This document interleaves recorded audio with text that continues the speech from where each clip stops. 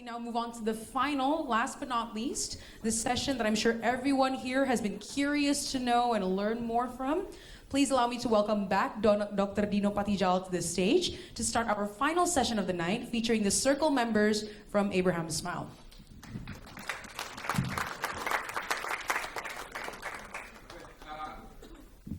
Before I invite the circle members on stage, just 1 minute explanation of what the concept of 1,000 Abrahamic circles is. There's a lot of trees, which is what? We get in one circle 3 religious leaders from Islam, Christianity, and Judaism. They have to be from 3 different countries, so it can't be all from Indonesia or from the United States. It has to be from 3 different countries. And they spend 3 weeks, each week in the home of one of the member circles. They live in the home of the member circle. They meet their wife, the family, their friends. They do activities together. They meet the local media. They go to local madrasa, teach, make friends. And after 3 weeks, we ask them how the experience changed their views about the other 2 religions. Right? So again, this is supposed to be the innovative way of trying to address what one-day conferences usually have a hard time to do, which is change mindsets in a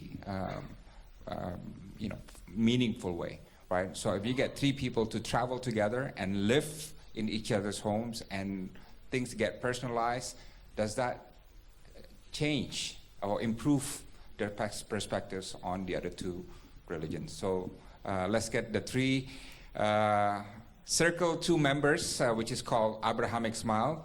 I would like to invite first Rabbi Hoffman from Denver, Colorado. And then Ustad Muhammad Abdullah Shukri from Cirebon. And then Father Georgi Markovic from Serbia.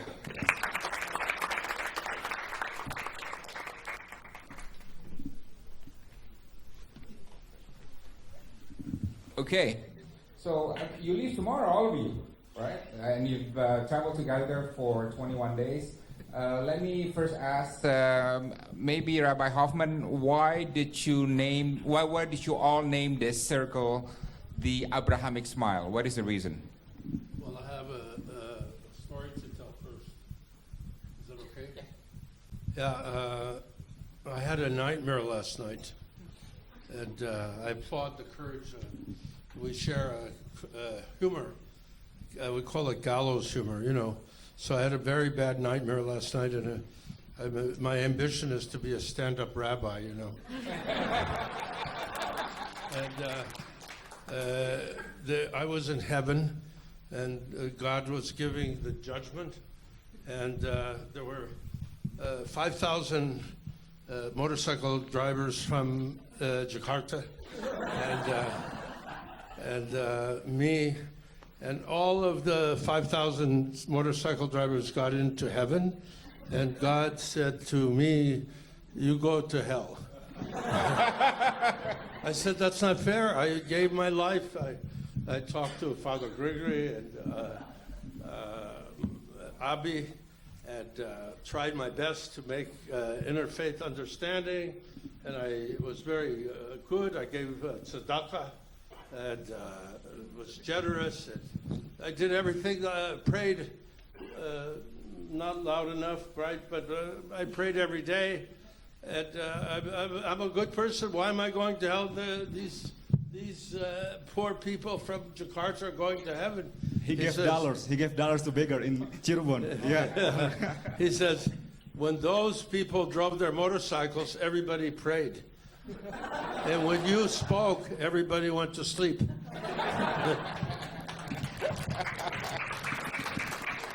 I think you got competition. So why Abrahamic Smile? What is why we name the circle? I'm a rabbi who channels people. I channel Abraham Avinu, Ibrahim, And he's my father, and he taught me how to share food. He taught me how to fail, the art of failure. Because of the Torah, he had 10 tests and he failed all of them. And this is also very humorous, because if you don't have humor, you can't fail. And this is a big problem in religion, because everybody wants to be good and successful. So get into heaven. So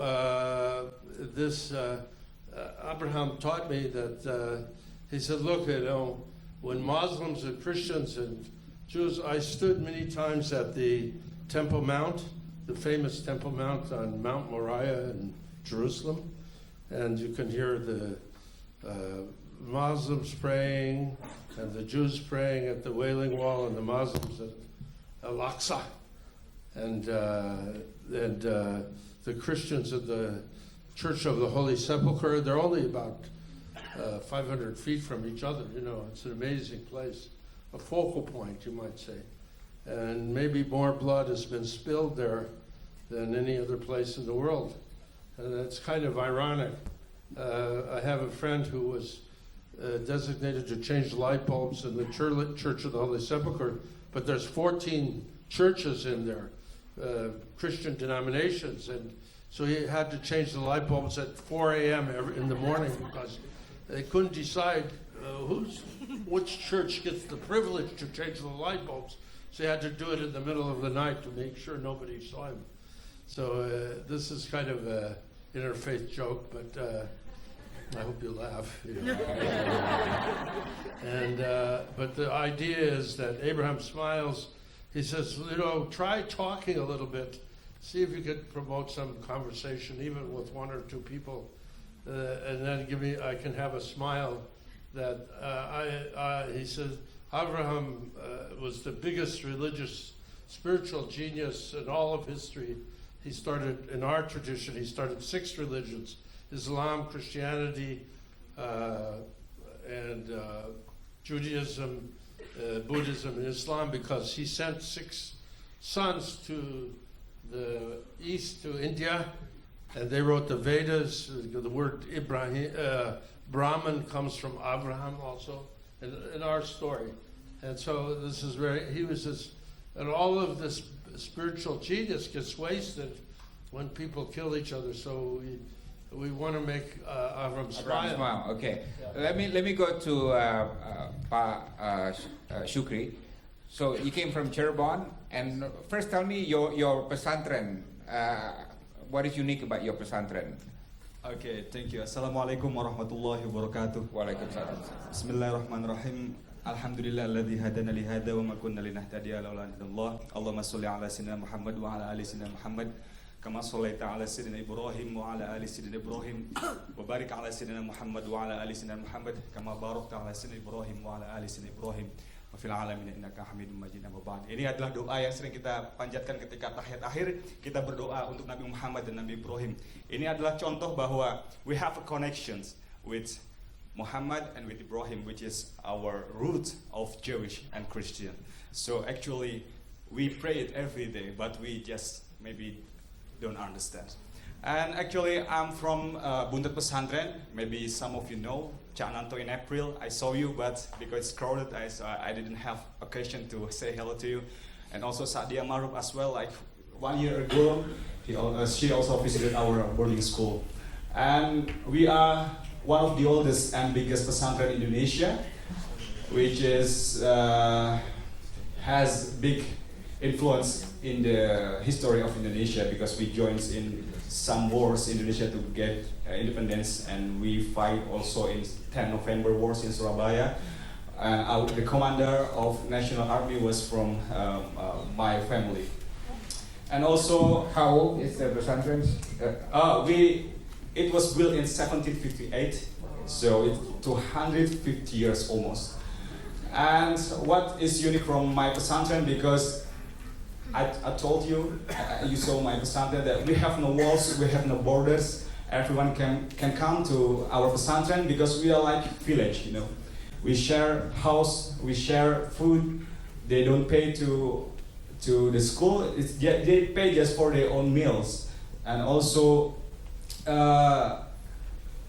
he was worried because he was reading some news regarding the Jewish issue in Indonesia, because of course there was something in here regarding his religion. But I tell him that although you gonna be the first rabbi who come to my community, and he is also the first Christian Orthodox priest who come to my community, you all will be safe, because we are open-minded. We're part of Nahdlatul Ulama that has the vision of nation state and religion are important for us.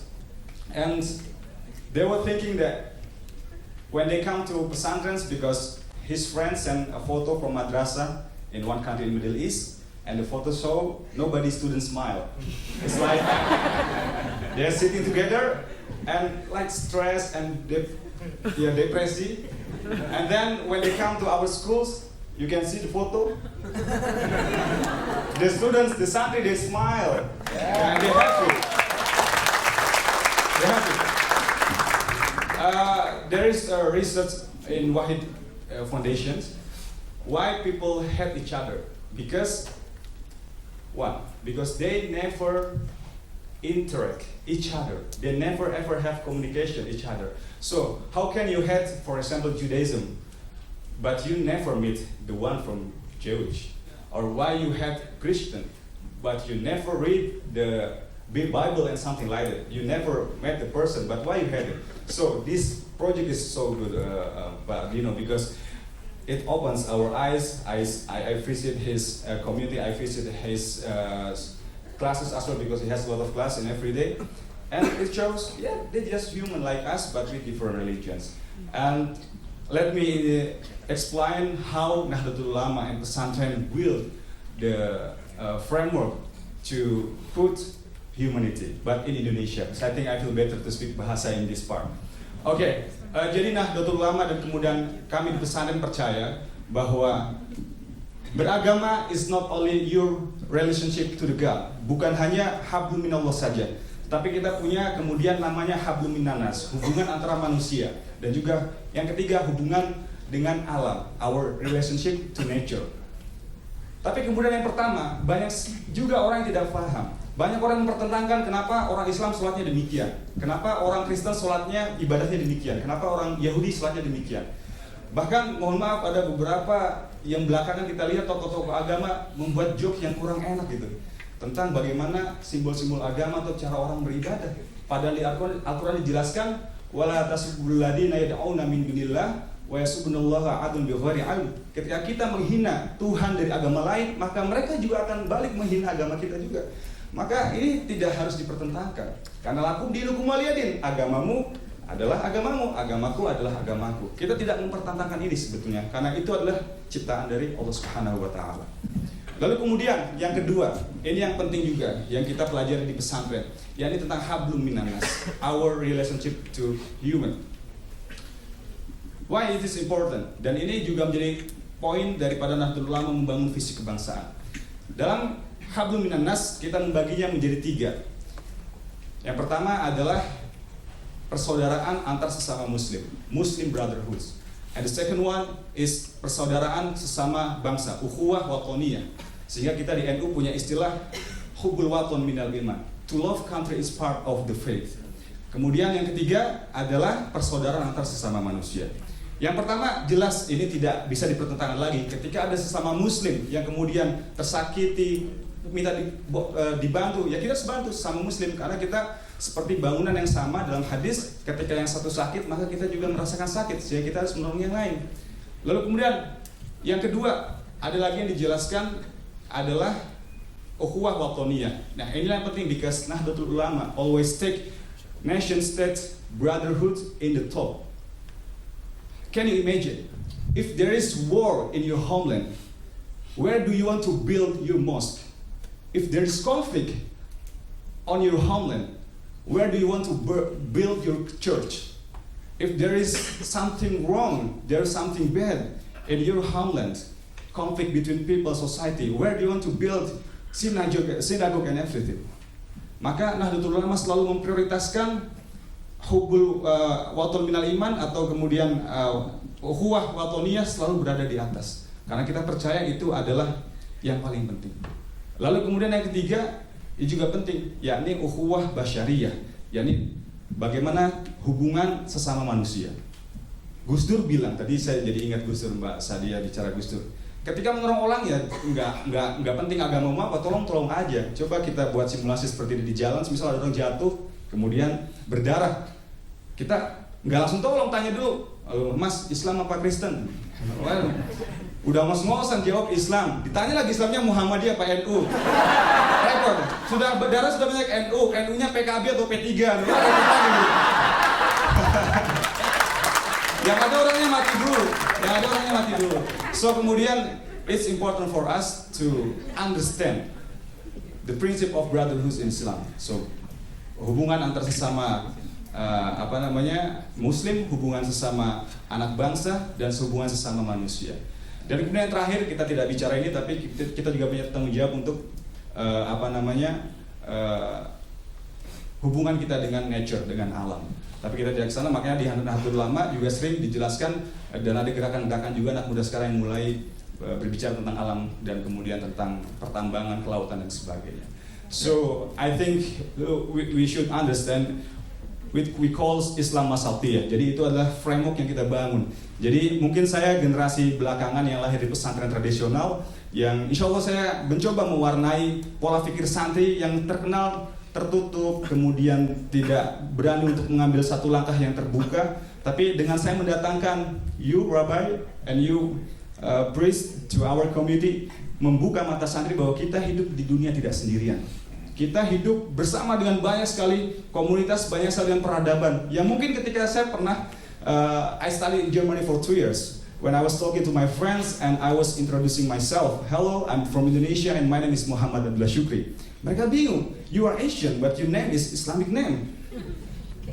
We are the most populous Muslim country in the world, but in Western countries, so many people don't know about it. Mungkin di negara-negara Oki dan sebagainya, they know it. Tapi ternyata mereka tidak tahu. It's our homework to promote it. Even they don't know where Indonesia is. Serius nih, mungkin beberapa teman yang sering jalan-jalan ke luar negeri coba ditanya. Mungkin lebih terkenal Bangkok, Kuala Lumpur, Singapura dan Bali. Mereka nggak tahu Indonesia di mana.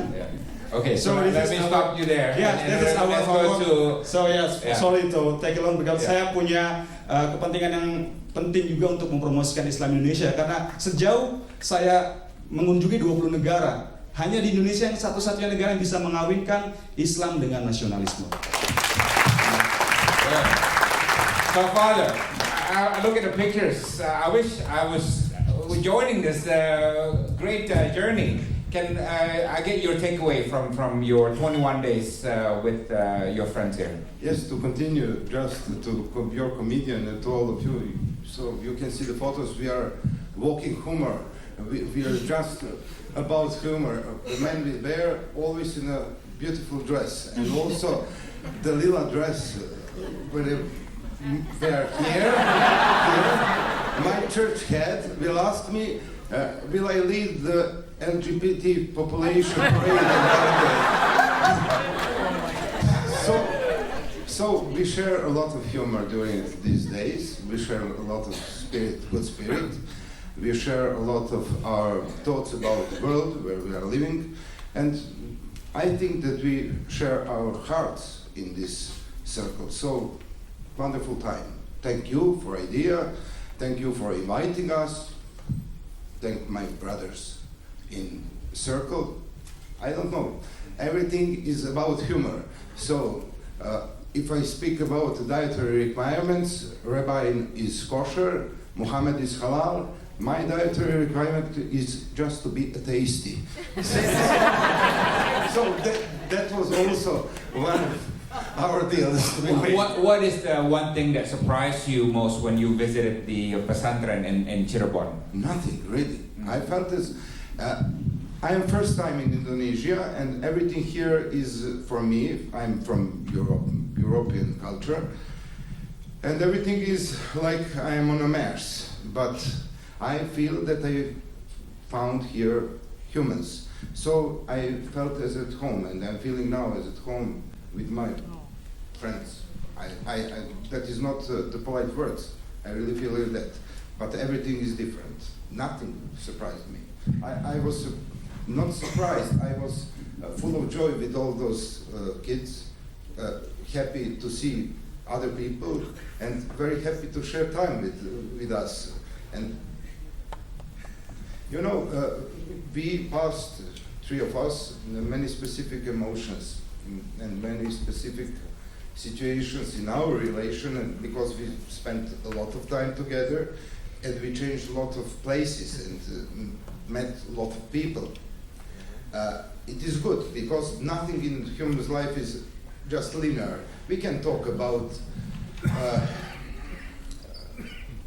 values of our faiths and everything what we have in books, but we know that is impossible goal to reach in this world, because this world is world put on the evil after the fall of man. And I'm talking about this just for this reason to tell. But we need to try to give our maximum. I think that three of us gave our maximum during these 3 weeks to be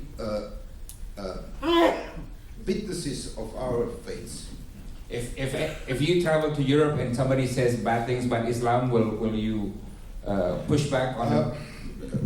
You know, they met my friends in Belgrade. One of them is rabbi, Belgrade rabbi, very orthodox rabbi. Checked him before he sit to speak with him. And also Muhammad met my friends. They are one is Mufti of Belgrade, another is Reis Ulema of Serbia, and third of them is now Serbian ambassador in Saudi Arabia. And that guy who is from Belgrade, Muslim family, when they asked him in Belgrade, as every city have a part, and one of parts in Dorčol is the Turkish name for part of Belgrade. And when they asked him during the wars in Serbia, 90s, who is he? Is he Serb or is he Muslim Turk? Oh, you know, I am Dorčol man. I am from Belgrade. I am man from here. So those are my friends, and I know that I don't want to use just such expressions, but one of men said that the line who separates evil and good is not through the countries, through the towns, through the cities, but in the heart of every man. So I really believe in that, and I'm carrying in myself to always be on the good side in me, and that is the side of faith, really, real faith. Rabbi, 21 days, what is your takeaway from the trip? What do you see that you didn't realize maybe before, or any impressions? Yeah. Well, the best thing was tonight, I was reassured that I'm 73 and I'm really tired of getting old. So now I know that in paradise I'll be young. This is the best thing. 21 days. I think we have a common story of Ibrahim and Kaaba, and he smashed his father's idols, and that story is in the Quran and the Torah. But this we call hatred and anger the main idol worship, because the person who's angry has no options. He's one way, and the world is plagued right now with people like our president who act like a 3-year-old and promote hatred as a way of manipulating people mostly and getting their votes and attention, as did, but it's no different in all of history. There's petty dictators who use hatred to manipulate large groups of people. And so we say the person who's angry and hating has no choices, and this is idol worship, because idol worship is about worshiping Hashem. God is about having choices and options. And the people in the room with the angry person are walking on eggshells, so they have no choices. And God says to the angry person, there's not room for me and you in the same room. And I believe that totally. I think it's a key part of our heritage, spiritual heritage. And I think I was surprised by everything, but I look for God to surprise me at all times. So I like surprises, and everything was a surprise. From Father Gregory's home to he didn't let me go out by myself. I felt like I was being taken very good care of. And then the school, the music in both places, like humor is we need international languages. Music and humor are ways for people to connect, and I think sharing food is the tradition of Abraham. This was always good, and the way people had to make a special adaptation to kosher was really amazing, and in both places it was just amazing. And so those are some of the high points, but I don't want to downplay really the motorcycle ride.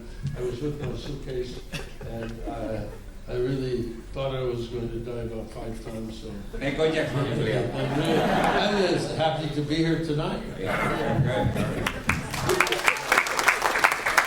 I must admit, I felt some worries because you were going to a place, pesantren in Cirebon, that had never met a Jewish person or an Orthodox Christian. And I have to give you credit, Pak, because Ustad Sukri, I think you asked permissions first, and there were those who asked you, "What are you doing with this?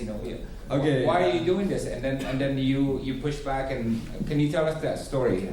To be honest, in the first time, I had to convince my father and some of my uncles, of course, because you are first rabbi who come to my community, and you are the first Orthodox priest who come to my community. Very cross on the left. Yeah. And also, finally, I got permission. Okay, I give you permission, then you can join to the project.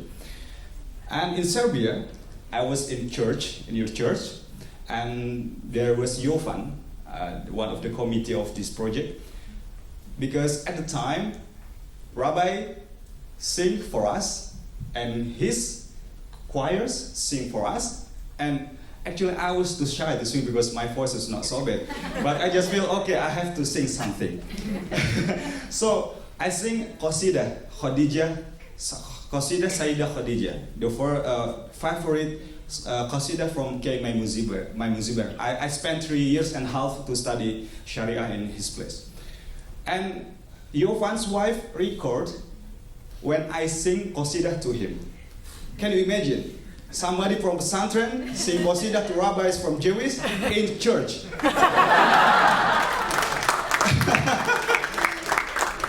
Actually, I was worried. Really, I was worried. Oh no, Jovan will upload it to Instagram or YouTube. And when I come back to Indonesia, some of my friends maybe will angry to me. But it was surprised me. So many accounts in Instagram that relate to Nahdlatul Ulama group, like Ala NU, Brigade NU, and also Buntut Pesantren, which is hedge of thousands followers. We got 50,000 views, and the comments all positive. Oh, yeah. Yeah, and then when I come back to my Pesantren, They, oh yeah, you do something good there. Then finally, okay, I'm not worried again. So maybe I will visit some other religion and sing something like that. And I will get viral again like this. So this is a very good project, because this give me occasions to communicate with Jews, to communicate with Orthodox Christians. And yes. You're going to be friends for life, I hope, right? Yes, and I have, okay, thank you. I should tell him. We have our own nickname, because we are not only from 3 different religions, but we also from 3 different generations. He is 70, he is 50, and I'm still 27. And still, of course. And Rabbi walks slowly, of course, because he's old. So we call him Rabbi Slowly Hoffman. And he was fasting in Serbia. And he asked us, please cook something tasty in your country, because I'm not gonna be fasting because the parent is over. And so that's why we call him Father Tasty Ligurian. And I'm millennials, and I'm using mobile phone everywhere, every time. And they call me Muhammad Mobile Phone Abdullah Tufi.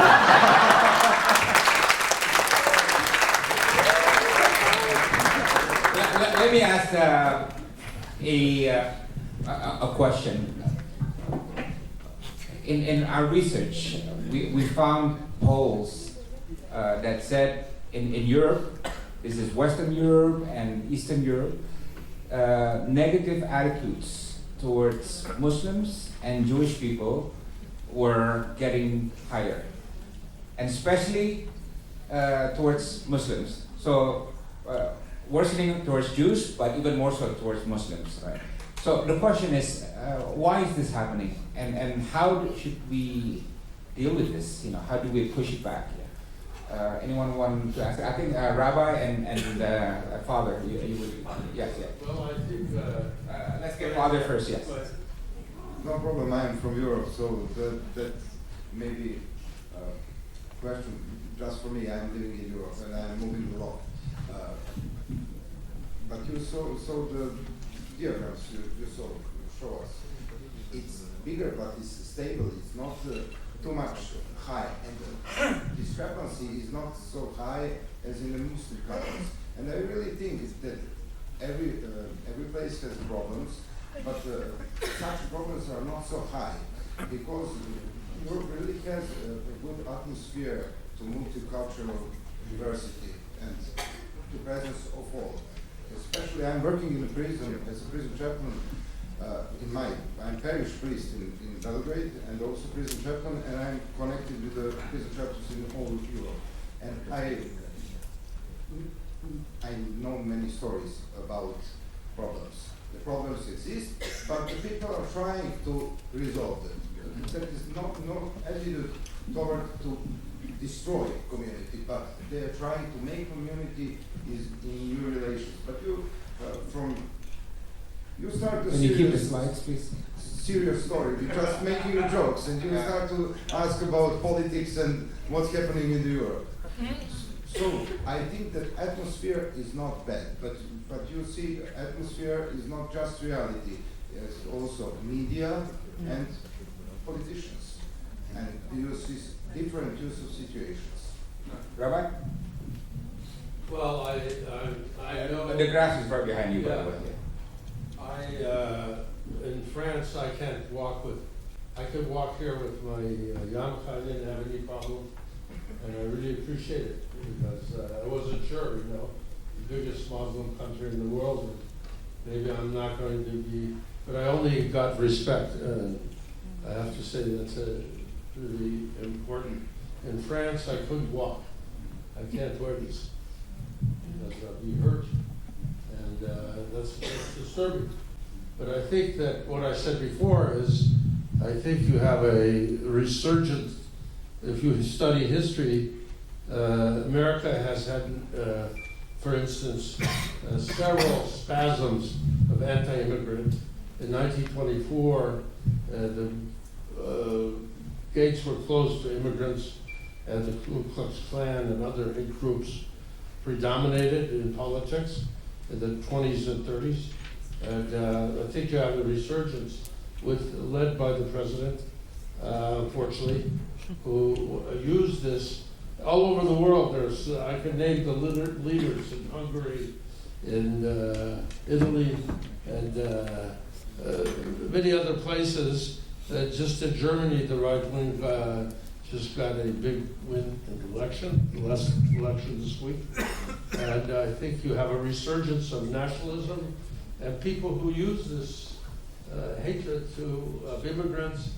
It's all in the story of Sodom. They were anti-immigrant, first anti-immigrant movement in Sodom and Gomorrah. They were burned up.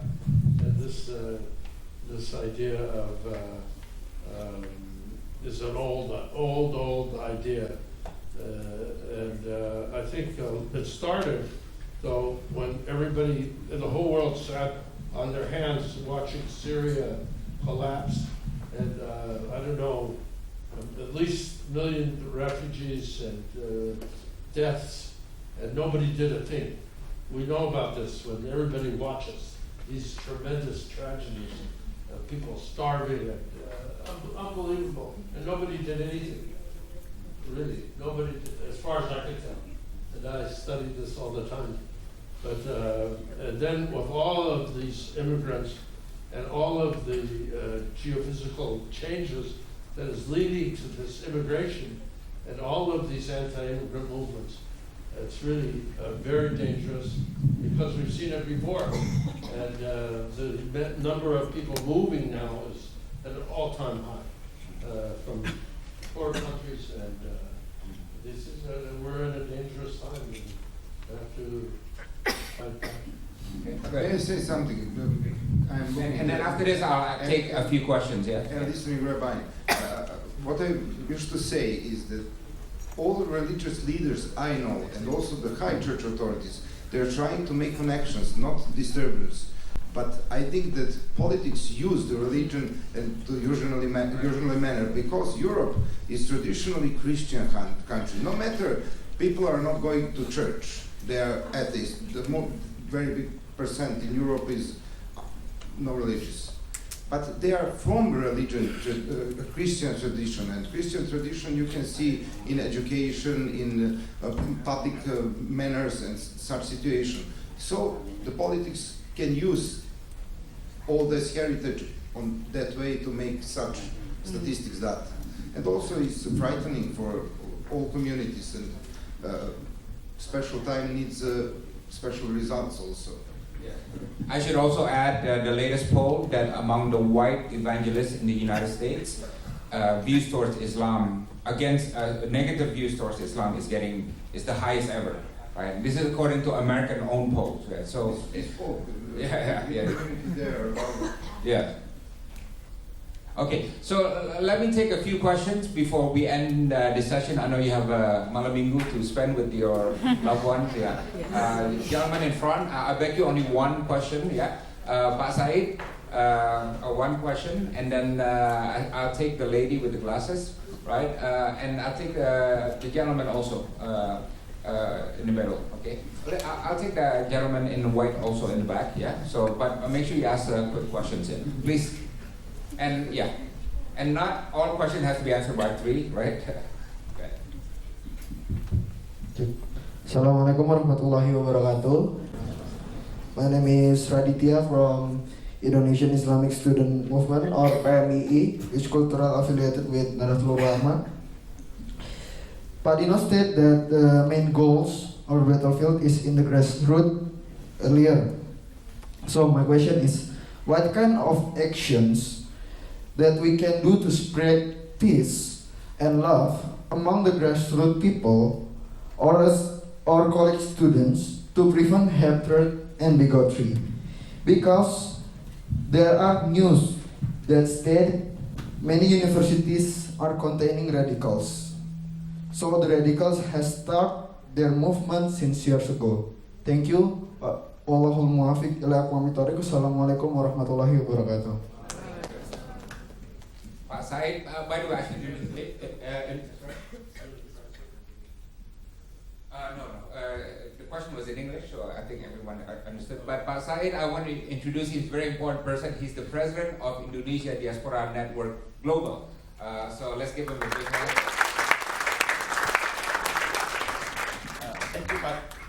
Thank you, Pak Dino. This is a great initiative. I'll be direct to the question. What new understanding that you've gained of another religion or another community from this exercise? So if each one of you can just sort of ponder on this and probably share a little bit of that. Thank you. Okay, the lady with the glasses. Thank you. My name is Opantini. I'm the same organization with Pak Said. The questions is actually to Pak Dino maybe. I see the absence of our brothers. I'm a Muslim. Is there any reason that other groups of Muslims is not here? Relating to this gentleman, the grassroots is cukup panas in my view, and we have, thanks to Muhammadiyah and NU among us, but is there any reason other group is not here, particularly that is very noisy? Thank you. Okay.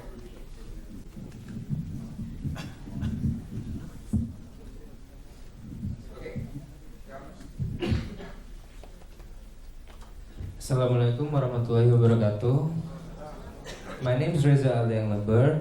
I'm an Indonesian Muslim from Christian University of Indonesia, majoring international relations. I would like to ask a question to dear Mr. Rabbi, Mr. Ustad, and Mr. Priest. My question is directly to the point: is what do you guys think about the impact of Israel and Palestinian conflict on relationship between Abrahamic religions? And what do you guys feel about that conflict? Can I cut you there? The reason why this circle is going well is that we prohibit talking about politics, right? So it's all really at the spiritual level, right?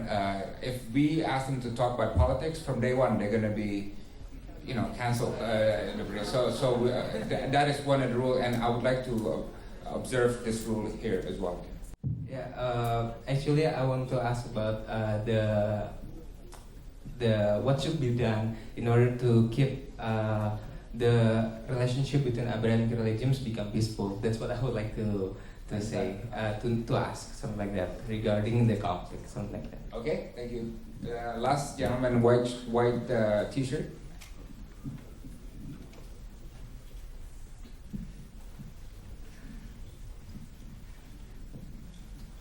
Thank you for the opportunity. Good evening to everyone.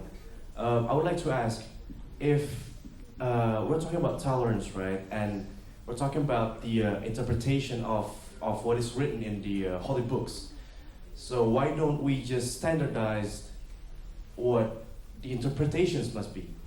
As in, if you have certain words, if you have certain things that you have to obey, and then if some priests or teachers go sideways from that standardized version, then he can be labeled as wrong. So what are your opinions on the standardized approach of holy books interpretation? Thank you.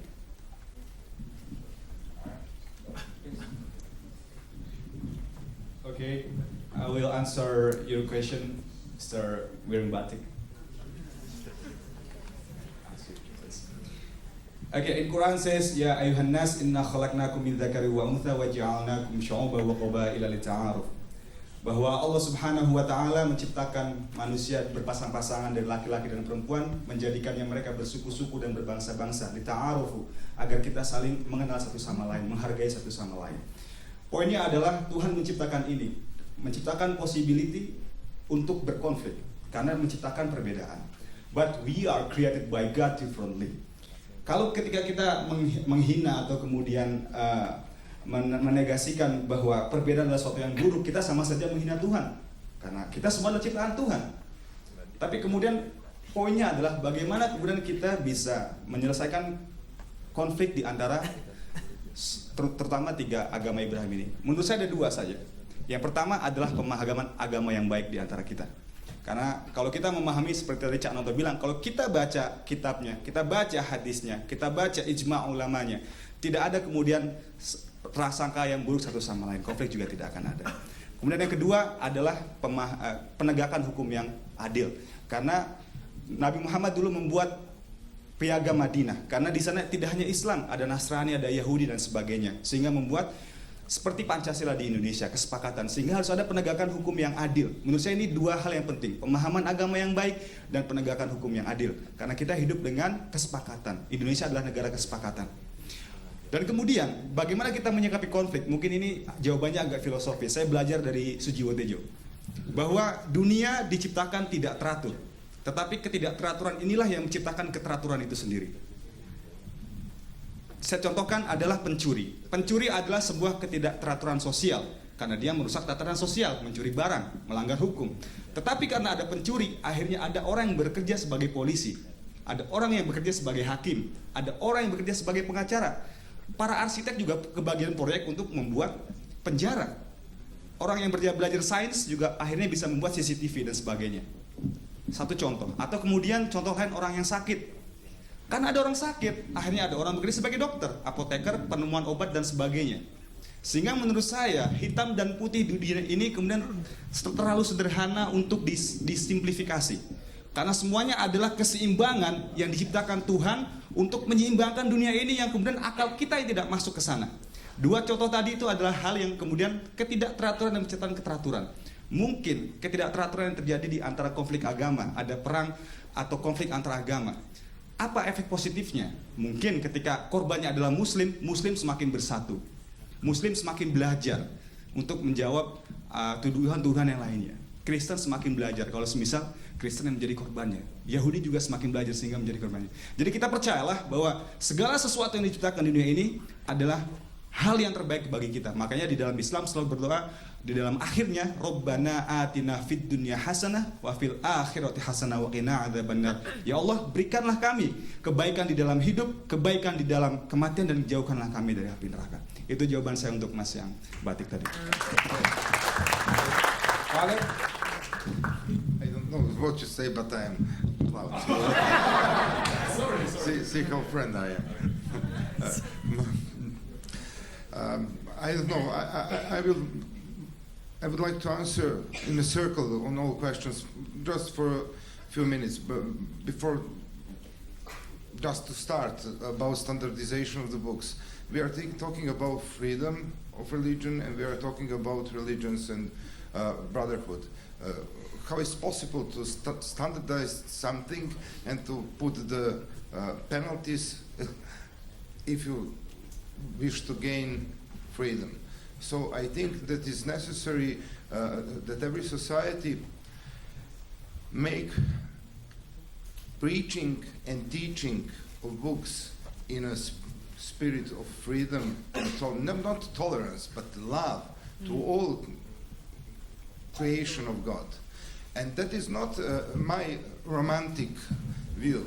I think that is possible, but it's very, very hard and very, very difficult, because you can easily gain your group if you are preaching against something, or then you try to preach in a positive way of your own community. So I experienced there that. Yes. I experienced their possibility. Actually, I saw what's happened, because we spent one beautiful evening in singing.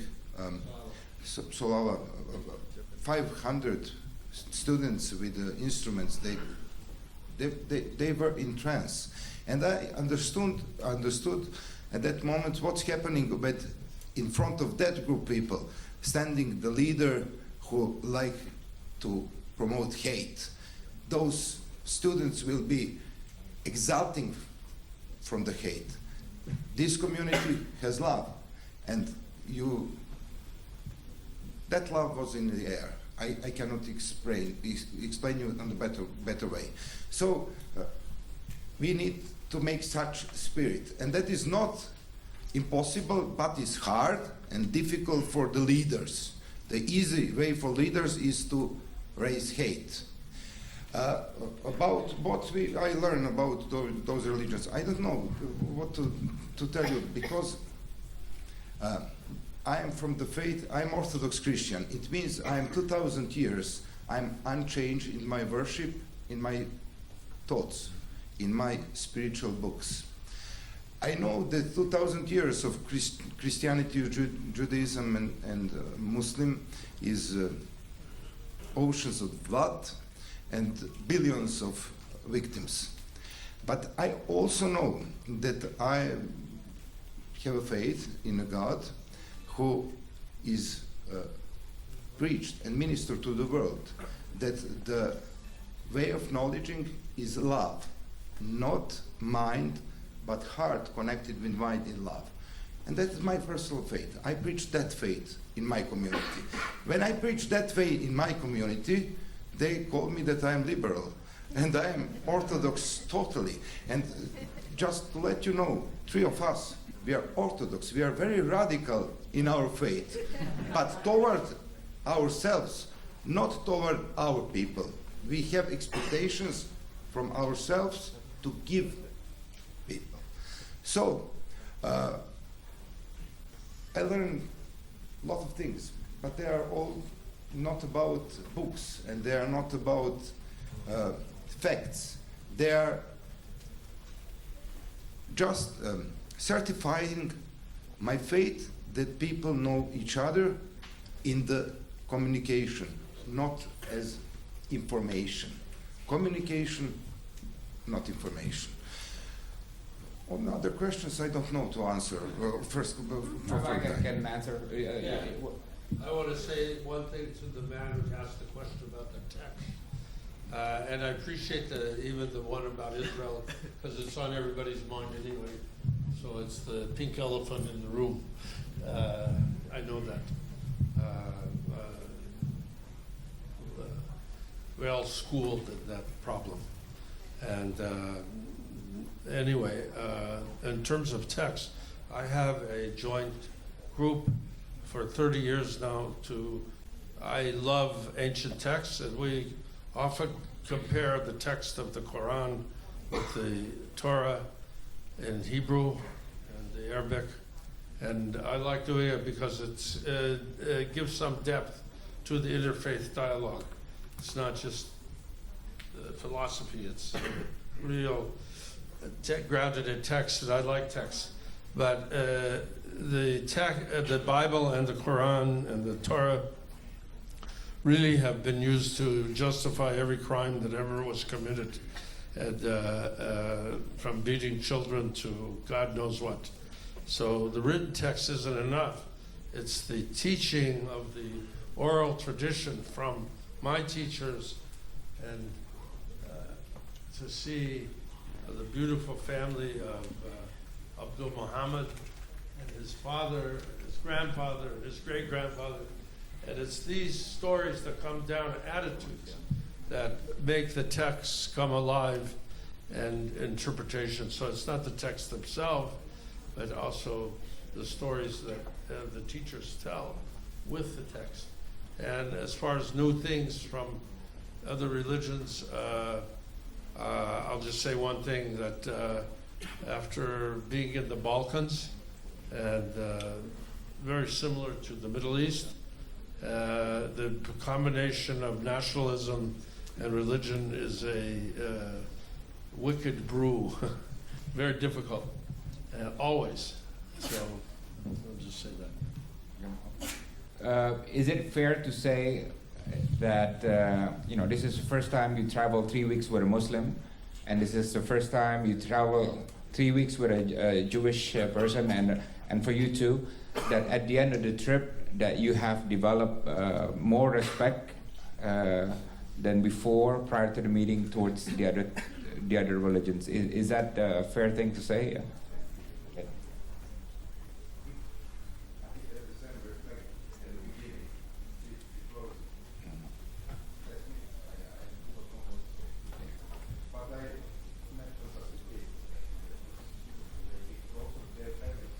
Mm. Okay. Pak Sukri?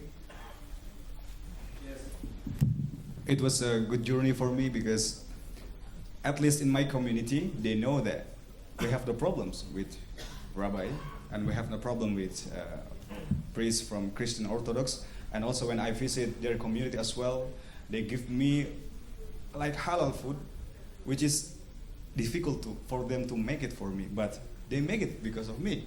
And at the night, for example, in Serbia, because I told him that I was afraid of dog because of religion purpose. And if there is dog in front of me, even with the people who pet it, he always told to people, please, there is an imam from Indonesia, and he always cover me from that. So it was a nice journey for me, really. So I hope there will be a good follow-up for this project that make the Abrahamic religions, how to say, relationship making better again in the future. Thank you. Okay, good. Yes. Just one last thing. I think difficult topics are important.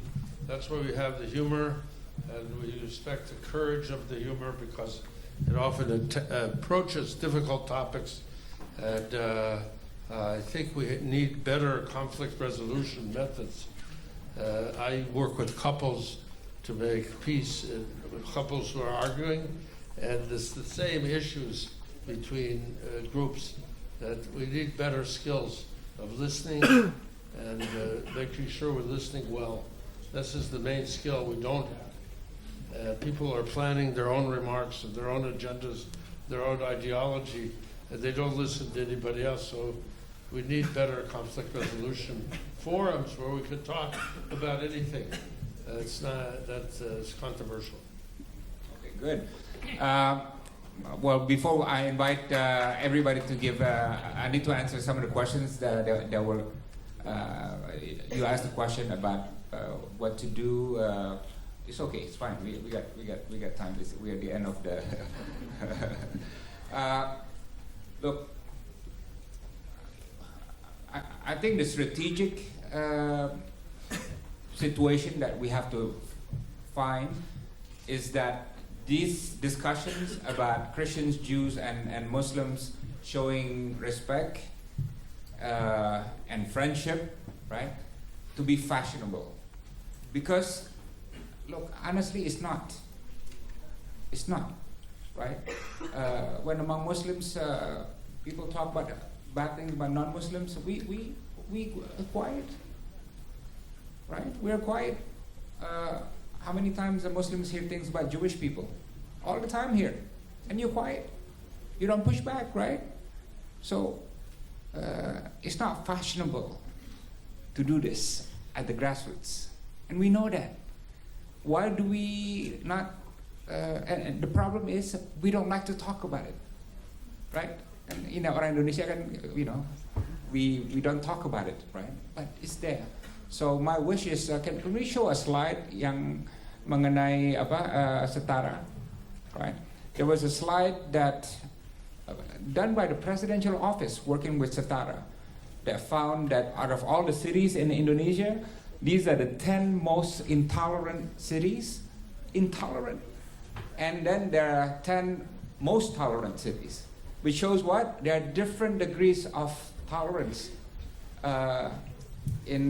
if you break down Indonesia into cities and kabupaten, right? And look, number one in the most intolerant city is what? Our own city, Jakarta. And this was done by what? The presidential office himself and Setara Institute, which means what? It's a credible survey. Can we get the one on CNN?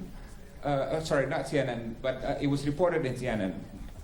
Okay, this was a survey done by UIN, Syarif Hidayatullah, by Islamic University, that surveyed thousands of Islamic teachers, and they found 65% of Islamic teachers have negative views towards non-Muslims, right?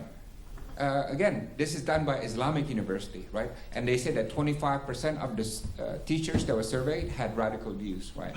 So again, it is an issue, and I think it's important to push back. And to answer to your question, look, what do we intend to do with 1,000 circles? We got Pak Shukri, who came from, a community that never saw Jewish people and Orthodox Christians. And it turned out well, right? We're gonna get more and more people. Yeah, I would love to get Muslims who just don't like Jewish people or don't like non-Muslims, Christians. Why? Because that's the real target, right? That's the real target. I would love to get a white evangelist priest from the United States who don't like Muslims. That's the real target, right? This is what this is all about, right? So this is the exercise. Now we have 2. In November, we have 3. We're gonna go on until 1,000 circles. It will take me 10 years. And you know what? I was a diplomat for 30 years, right? I got Bintang Mahaputra, I got Jahasa Utama, I was ambassador to the US, all these things. All those things doesn't compare to what I'm doing now with this. This is going to be the most important thing I will have ever done in my life. Yeah. So the strategic goal, I know there's Ambassador of Finland here, I hope he's listening. In 2 years, we will have a consortium of governments consisting of Islamic, Western, and Asian governments who would support this project, right? So 2 years, hopefully, American, Finnish government, Danish are already on board, Australian are on board already, but we need more, especially Islamic governments. I've traveled to Emirates and Qatar to ask for their support and so on. It's ongoing. People don't know what this is all about, right? But I really believe that if we establish a consortium of governments, we can reach 1,000 circles over 10 years, and hopefully, after I'm dead, it goes to 10,000 circles. And then it goes to 100,000 circles, right? Can you imagine if we have 100,000 circles in areas where there's conflict, including in Palestine and Israel? The dynamics on the ground will change, right? So this is the strategic vision of this program, and I want to close by saying that this project is actually run by young people, right? So Pia, where's Pia? Pia, can you get up? Right, Esther, right? Arum, where's Arum? There's Arum from Gajah Mada, Wahyu, right, from UN, Syarif Hidayatullah, and Anin. There's Anin somewhere in the back. Yeah, but you see, this is a young people project with young people energy, right? And I'm really proud to see the good work that they have done, and I hope we will be successful in reaching 1,000 circles in 10 years. Yeah. Thank you. Let's give a big hand to all our Circle team members. Thank you so much, Circle members and Padino, for that inspiring discussion to close off tonight's event. But now, before I officially close tonight's event, I would like to invite back our speakers for tonight one by one on stage to receive a token of appreciation and for a photo session. But first, let us begin with the Circle members and Padino. If we all could bring on stage the token of appreciation and the photographer to take a group photo.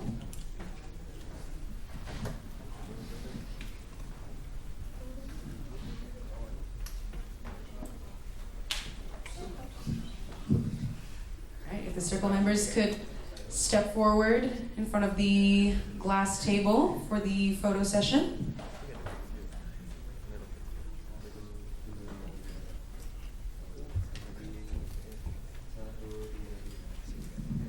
Okay.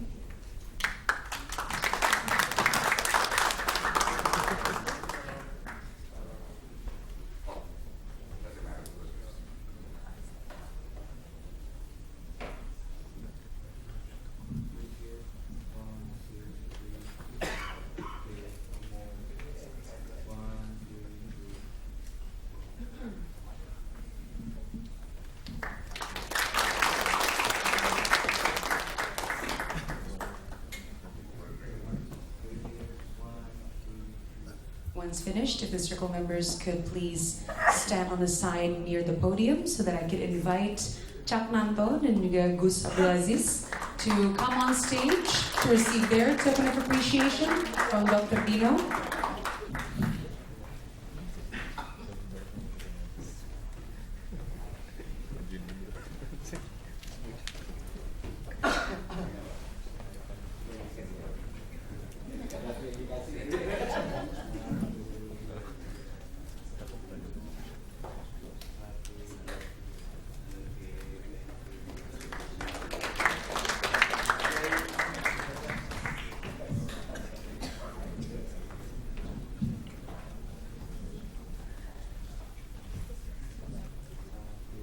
Next, I would like to invite Romo Franz Magnus Suseno to please rejoin us on stage to receive this token of appreciation.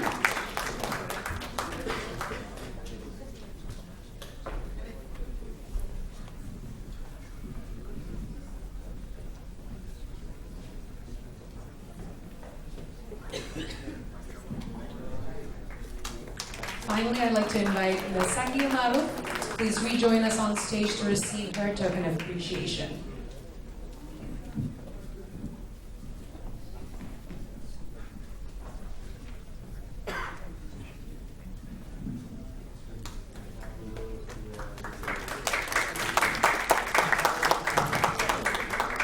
And now, please everyone join in for a group photo with all the speakers and Dr. Dino and the circle members.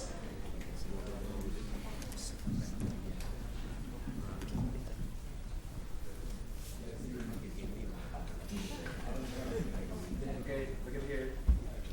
Then 1, 2, 3. One more. 1, 2, 3.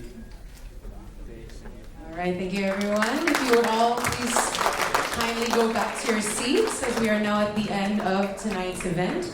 And so to close, I would like to once again thank our speakers, Dr. Dino, our circle members, our supporters, the Embassy of the Kingdom of Denmark in Jakarta, and Shoemaker Studios, our amazing team behind the scenes for their hard work, and of course, to everyone who came tonight. We hope that tonight's lesson on Abrahamic interfaith empathy, connection, friendship, and respect will not stop with you, but will continue to spread across the grassroots of Indonesia and around the world. Thank you, and good night.